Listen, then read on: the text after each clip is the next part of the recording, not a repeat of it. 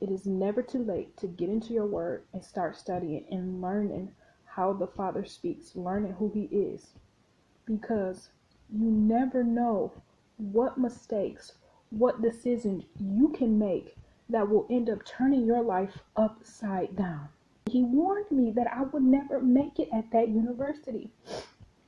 And I just had this desire to leave, to go and experience something different. And I followed the money. I followed the distractions of the enemy. I am telling you, get to know the Father, because if I had have known him, if I had had a relationship with him, I would not be here right now. My life, when I tell you the things that are going on in my life are huge and terrifying, they are huge and terrifying. And I'm telling you, if you don't learn who the Father is, how he speaks, get a relationship with him, you could end up making a mistake or making a decision that will end you up in a place like this. People tend to think like, oh, that will never happen to me. That will never happen to me, because I thought the same thing. I'm like, nothing like that will ever happen to me, because I don't even talk to that many people. And look, honey, the devil will put you where he wants you, and the only thing that keeps me going is knowing that the Father's hand is in it. The devil can't do nothing that the Father does not allow him to do. When I tell you, get to know the Father, you are never too young to know the Father. You are never too young to start a relationship with him. You are never too young to start going to church, start reading your Bible. You never know what decisions you can make that will turn your life upside down. I should have been gone over a decade ago. This would have never happened had I listened to my Father and followed my heart. He told me, he put me right in the university and told me, you will never make it here. And I still didn't listen. He reminded me of that same thing when I filled out the application to go to the university. He was reminding me. He reminded me constantly, and I still did not listen. And the moment I stepped foot on that campus, my life began to decline.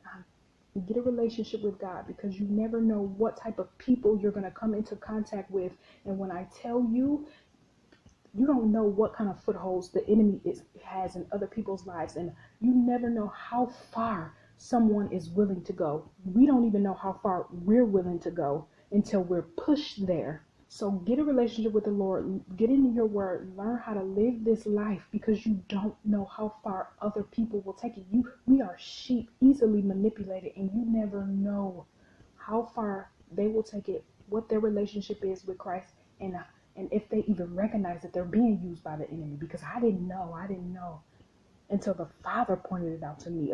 Having a relationship with the Father pointed that out to me.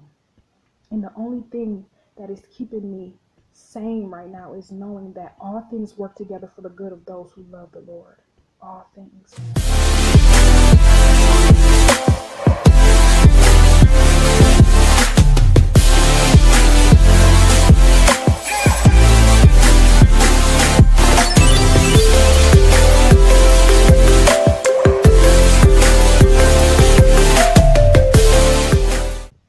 Hello, and welcome to First Gen TV. I'm Brittany, and you're watching Quick Tips. Today, we're going to be talking about how you're never too young to start a relationship with Christ.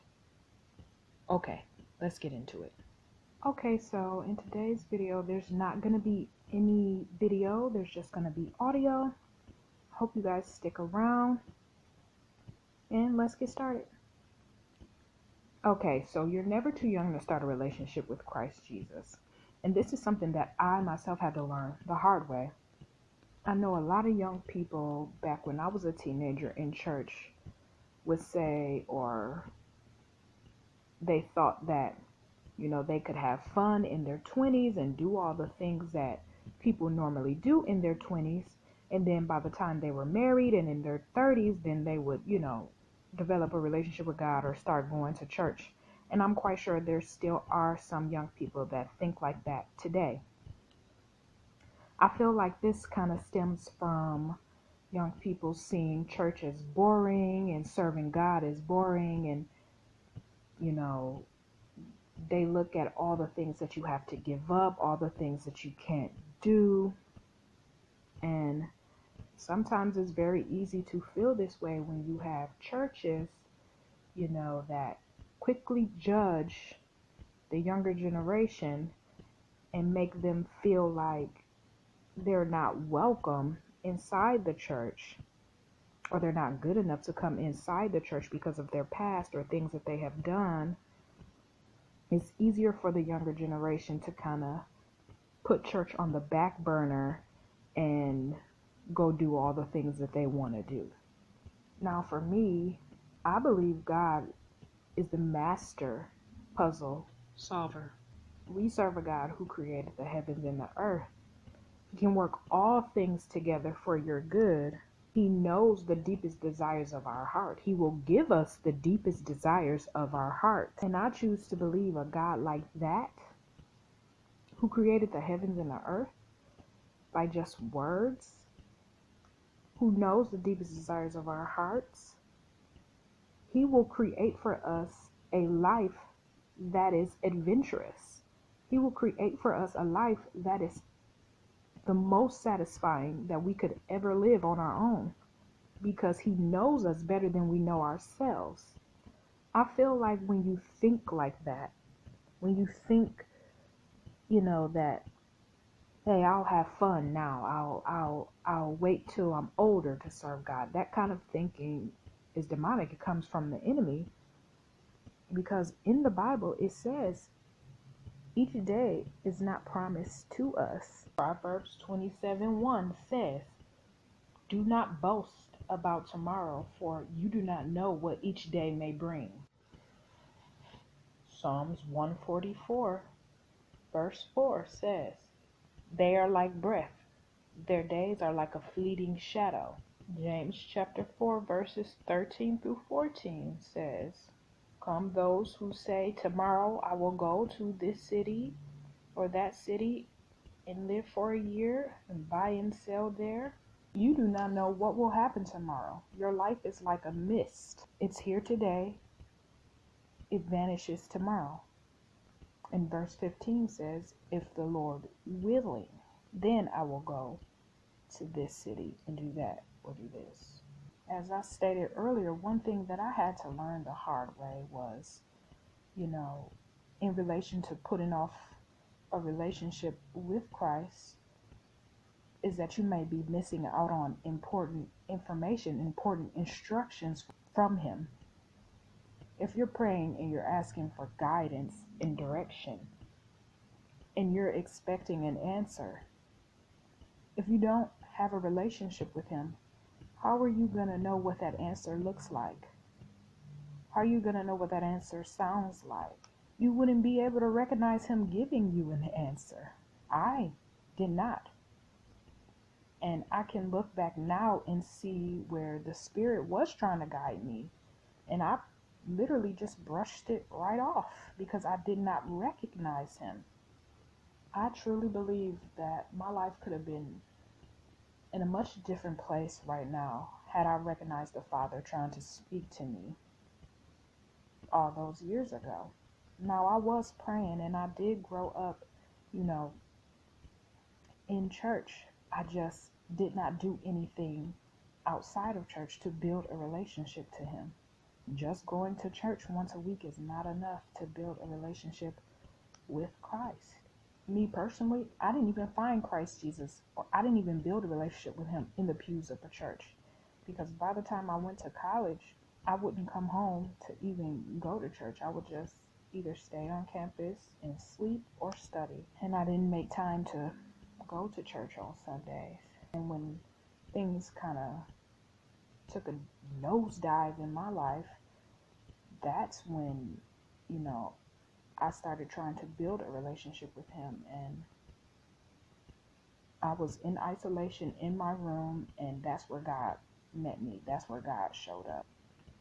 So when I was about 16 or 17 years old, I remember I was doing a college tour at the university that I eventually chose to attend. And I was on this campus quite often because I was in a college prep program, and it was through this university. So we were there doing a tour, and we were in the science building. And for some odd reason, I never felt right in the science building. I just felt like something was off, something was odd, but I couldn't put a finger on it. I didn't know why I didn't feel right in the science building. And one day, we were in the science building, and we were just walking around looking at some of the displays that they have in the science building. And it just ran through my head, you will never make it here. It just ran right through my head, and I remember thinking that it was low self-esteem or low confidence, or I thought it was me just not feeling like I could ever make it at that school. Like, I thought it had something to do with self-esteem or my confidence in my ability to make it at the school, and I just brushed it off like, yes, I can, and I just kept it going. I just kept it moving. Looking back on it, I realized that was a father speaking to me, because back then I did pretty well in high school. I would say, maybe other people would say, I graduated in the top 10 of my class, and so back then it was a little odd for that to be on my mind. And looking back on it now, I'm like, yeah, no, that was definitely the Father coming through. If I was able to go back, knowing everything that I know now, having a relationship that I have with God now, and that same thing happened to me, the first thing that I would do is pray and ask God, okay, Father, do you not want me to major in science, or do you not want me to go to this school? Is there another school that you want me to go to? And like I said, I grew up in the church, so I was praying and asking him for guidance and direction, but I did not know how his answer was going to look because I did not have a relationship with him.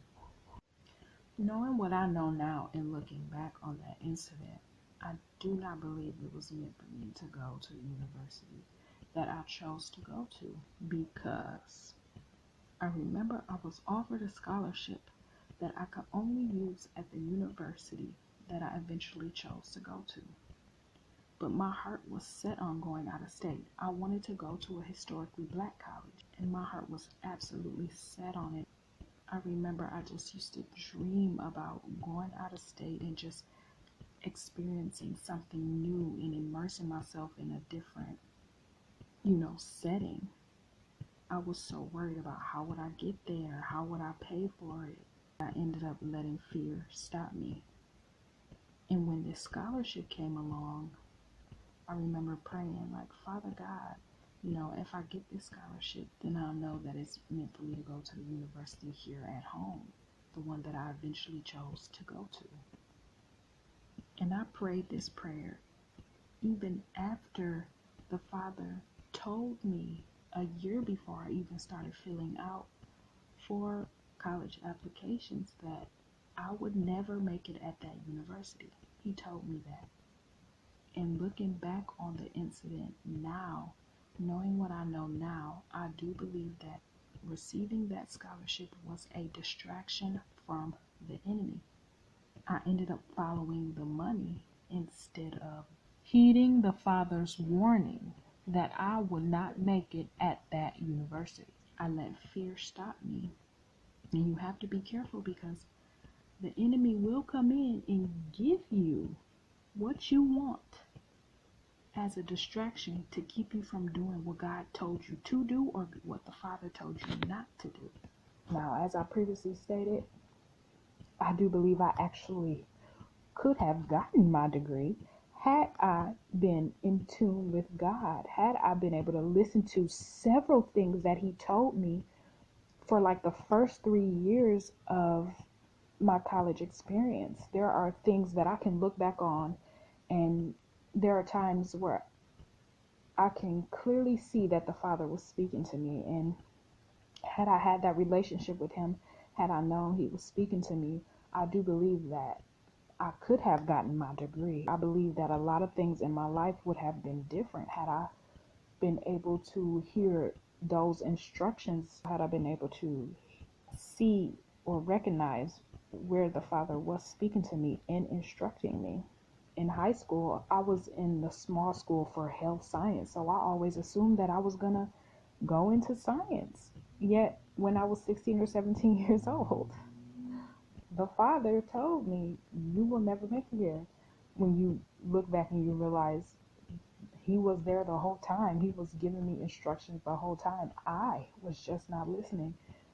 You have to try to keep yourself out of the past because you can't change it, but you tend to go into the past and think, man, if I had listened, this could have happened or that could have happened. But hey, the past is the past, and God works all things for the good of those who love the Lord. Another reason to start your relationship with God as soon as possible and not put it off until you're older, is because having a relationship with God keeps a lot of things in your life in check. One being your desires. Because 9 times out of 10, if you desire something more than you desire a relationship with God, you're not going to get that thing. There may be one time where God will give you what you want, just so you can see that is not what you needed in the first place. Just so it can be a learning experience for you.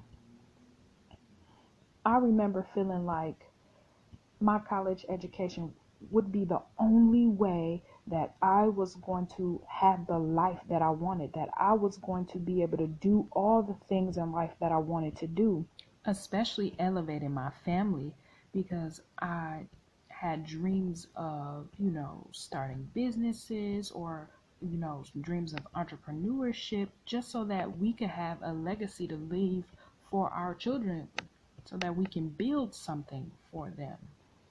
And I definitely put getting that education over a relationship with God, because like I said earlier, the moment I went to college, I didn't make time to come home for church. I would either sleep or study.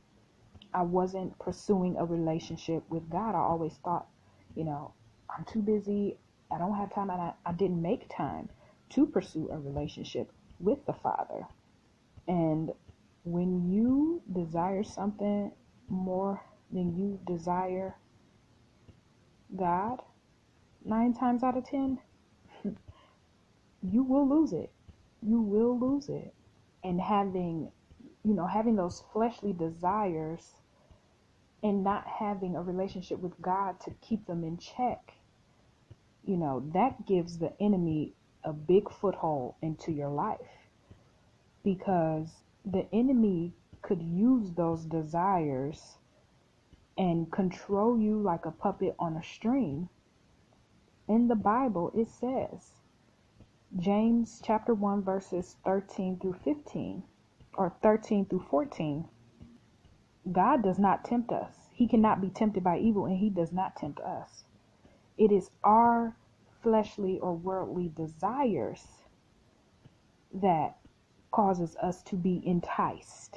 And the enemy can manipulate us through what we desire. I was willing to do anything in order to get this degree, because I literally thought that, this was the only way that I was going to have the life that I had planned, that I had dreamed of, and the enemy dangled these 2 semesters in my face. I put everything on the back burner, everything. I didn't, even my own health, I put my own health on the back burner. I did not take self-care into consideration, because I was thinking like, it's only 2 semesters. I'll just finish it, and then I'll do this, and then I'll do that, and then I'll do this. But like the Father says, each day is not promised to us. And if you're not in a place mentally and emotionally and physically to complete a task, then you're not going to be able to do it. And by this point, I had started trying to build a relationship with the Father. And I remember He led me to a devotional, and it posed the question, are you asking God to help you do what you want to do? Or are you pursuing what it is that God has for you to do? And I knew immediately that I was just asking God to help me do what I wanted to do. I knew immediately that I was putting this thing over him. I knew it immediately. So just be careful if you're at that point in your life where you're young and you're thinking like, okay, I can serve God later. I just want to have fun. You know, you may be entering college, or you may be one who was sheltered a lot, and you know, you just want to have some fun, and you're thinking, I'll just, you know, have fun now, do all the things that I want to do now, and you know, serve God later or build a relationship with God later. You know, we serve a creative God. We serve a God who created heaven and earth. He's going to be able to give, yes, you're going to have to sacrifice some things, but he's going to be able to give you the most satisfying life that you could live. He knows you better than you know yourself. So just build that relationship with him so that you can avoid missing out on important instructions, so that you can, you know, keep your own desires in check, so that you can know how to live this life. God lived the way he lived so that we can know how to live in this world, because the enemy is out here too, and he will definitely have you walking in a direction thinking that you're having the best time of your life, sending you counterfeits, but nothing that the enemy gives you, no direction that the enemy sends you will ever be full of peace, joy, and satisfaction. It never will be. The only way you're going to get that is living your life the way that the Father instructed us to do it in his word. So that's all that I have for you guys today. I hope you got something from it. And if you did, then come join the body. It's as easy as hitting that subscribe button. And don't forget to comment, like, and share this video with your friends and family. And if you haven't heard it today, always remember that I love you. Now go tell somebody else.